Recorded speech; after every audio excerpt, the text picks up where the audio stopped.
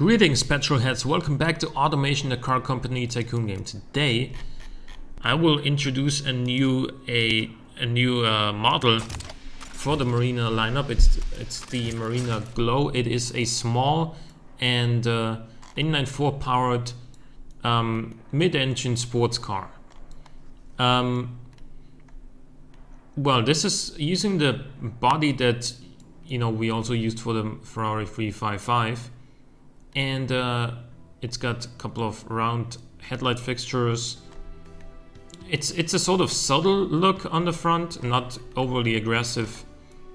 And then we got some Hellas on the rear, 2 exhausts. Nothing too fancy, but this is also a sort of budget mid-engine sports car, if you will. So we have a space frame, mid-launch tunnel, engine mounting, double wishbones all around, and then fiberglass panels. It is obviously rear-wheel drive. And then we have a new engine in here. It's a 2-liter inline-4, 5 valves per cylinder, because Ferraris used 5 valves per cylinder as well in that time for the 355. So we figured it would be a good idea to, and not overly expensive either, to put that on a 4-cylinder. And the result is 215 horsepower from a 2-liter inline-4. This has a 6-speed manual gearbox. It goes over 250 kilometers an hour. It's got a geared limited slip diff.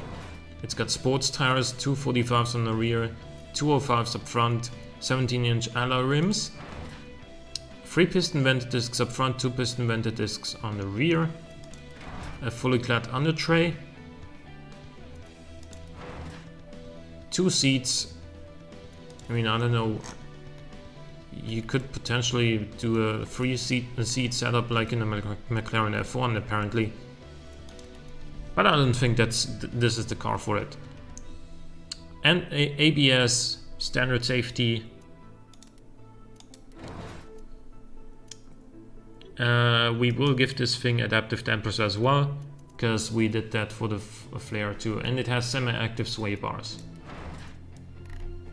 Moving with the time is very important when you're building sports cars.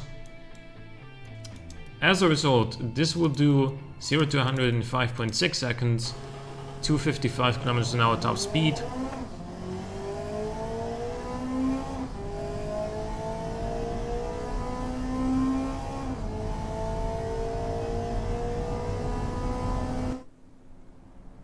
And it's gonna be handling really well.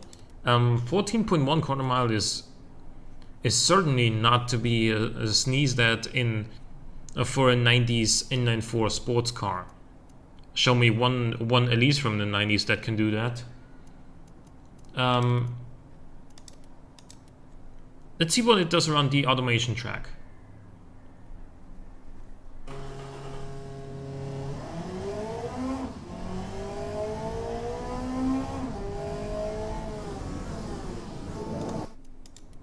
.221.61, that's faster than any inline-4 Spark that we've ever had. The fastest was 224, I think.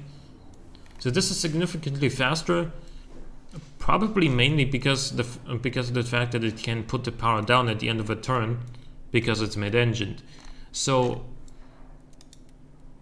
I have not yet fiddled with this though. So this is going to be full production, of course. Let's give it a little bit of reliability. And we will choose our team leaders. We want space frame expert and another space frame expert. Then we want somebody who's good with suspension. We want...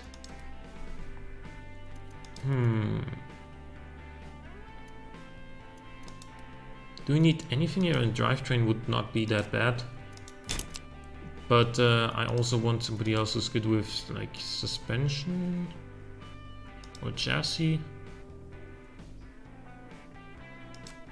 He's pretty good.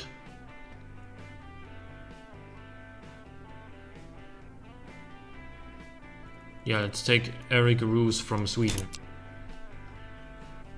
We're gonna put 70 on focus, on efficient. Yeah, good.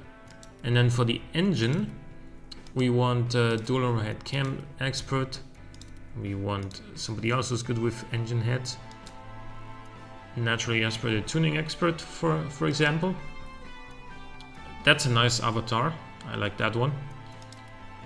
The inline four master is going to be really important as well. Oh, he's also got a really cool little profile avatar. Let's take the forge expert and the metallurgy expert. Sure. And then give this a little bit of reliability as well. How many cars do we produce of this one? This would equal to like 5,000 cars per year, and I doubt we're gonna sell that many, so that's fine. Engine, excuse me? Why can we produce more than twice the amount of cars compared to how many engines we make? This would still equal to 1,800 cars a year? That's probably not enough. So let's do this, and then let's also do this, I guess. Yeah, 22 engines per day, sure. Let's make these guys work 2.5 shifts instead. And then... yeah, we're actually gonna use this engine for more cars in the future, so let's... this is fine. Yep. So this costs roughly $40,000 in today's money. In 1996's money, that's obviously less.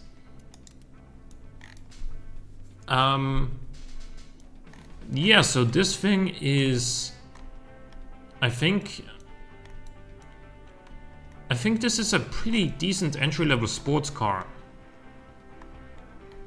Because it handles well, it goes well, but it's also affordable.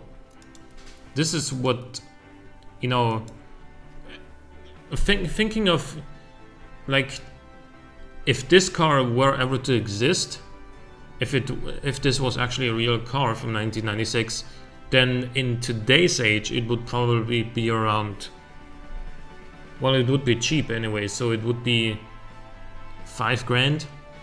Something like that. And for that, from that perspective, you could really call this a great, like, first car. This could be a very viable alternative to something like an MX-5 for like 5 grand, in my opinion. Because it's with the mid-engine setup, it would be Planet. Because it has big rear tires, it has the grip, it handles really well. It's also not significantly heavier than a Miata. Well, depending on what generation Miata we're talking about, it may even be lighter than some. So, yeah. Let me know what you think about it. Hope you guys enjoyed the episode. Leave a like or a comment if you did. Thanks for watching. I'll see you next time.